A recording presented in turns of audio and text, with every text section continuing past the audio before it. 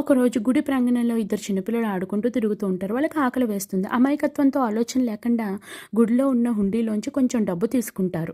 ఆ డబ్బుతో బయటికి వెళ్లి బనానాస్ కొనుక్కుంటారు. కొన్ని బనానాలు వాళ్ళే తింటారు. మరికొన్ని బనానాలు కృష్ణుడికిస్తారు. కృష్ణుడు ప్రేమగా వాటిని చిరునవ్వుతో తీసుకుంటాడు.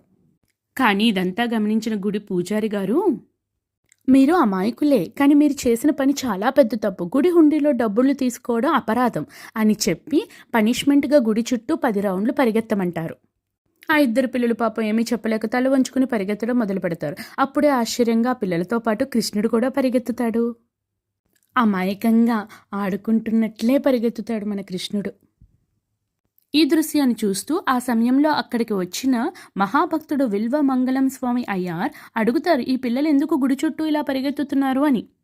అప్పుడు అక్కడ ఉన్నవాళ్ళు చెప్తారు, వీళ్ళు హుండీలోంచి కొంచెం డబ్బులు తీసుకుని బనానాలు కొనుక్కుంటారు. కొన్ని కృష్ణుడికి ఇచ్చారు, కొన్ని వాళ్లే తిన్నారు. అందుకనే గుడి పూజారి గారు వీళ్ళకి పనిష్మెంట్ ఇచ్చారు అని.